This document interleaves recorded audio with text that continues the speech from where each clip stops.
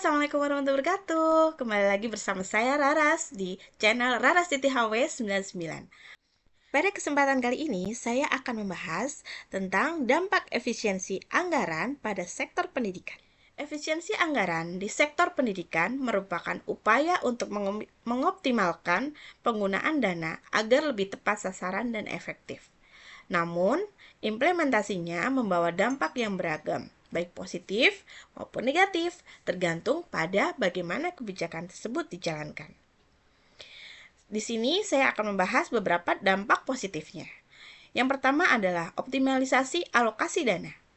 Efisiensi anggaran dapat memperbaiki proporsi dan sistem distribusi dana pendidikan, seperti perbaikan distribusi beasiswa agar lebih tepat sasaran.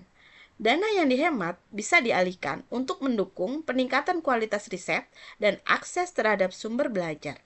Misalnya, melalui pendanaan jurnal terindeks nasional sehingga meningkatkan kinerja riset mahasiswa dan dampak positif selanjutnya yaitu pemanfaatan teknologi. Efisiensi dapat mendorong pemanfaatan teknologi dalam pembelajaran dan administrasi, sehingga biaya operasional dapat ditekan dan akses pendidikan menjadi lebih luas. Selanjutnya yaitu pengurangan pemborosan. Dengan pengawasan dan audit yang baik, efisiensi anggaran dapat mengurangi pemborosan dan korupsi, sehingga dana benar-benar digunakan untuk kebutuhan prioritas pendidikan. Namun demikian, efisiensi anggaran pada sektor pendidikan ini juga memiliki dampak negatif. Yang pertama, yaitu penurunan kualitas pendidikan. Jika efisiensi dilakukan dengan pemotongan anggaran yang tidak selektif, dapat menurunkan kualitas pendidikan, terutama jika menyentuh aspek strategis seperti pengembangan guru, fasilitas sekolah, dan program literasi. Selanjutnya, dampak negatif lainnya yaitu bertambahnya angka putus sekolah. Mungkin kan?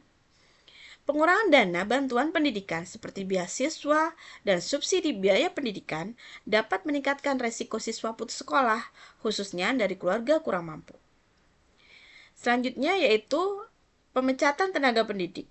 Efisiensi yang menyasar tunjangan atau honorarium guru honorer berpotensi menyebabkan pemecatan massal yang berdampak pada proses belajar mengajar dan menurunkan motivasi tenaga berpendidik.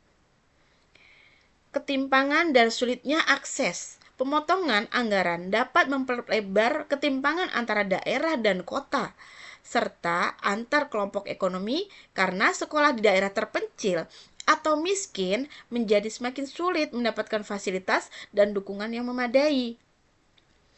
Kemudian dampak negatif selanjutnya yaitu terganggunya program strategis. Program-program penting seperti penguatan kapasitas guru, pengembangan kurikulum, dan peningkatan infrastruktur pendidikan bisa terhambat jika efisiensi tidak dilakukan secara selektif dan berbasis data.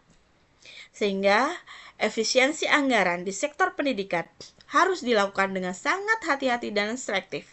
Fokus pada pengurangan pemborosan tanpa mengorbankan program-program strategis yang berpengaruh langsung pada mutu pendidikan dan pengembangan sumber daya manusia. Keterlibatan pemangku kepentingan, transparansi, serta pengawasan menjadi kunci agar efisiensi benar-benar membawa dampak positif bagi pendidikan di Indonesia. Terima kasih. Sekian. Assalamualaikum warahmatullahi wabarakatuh.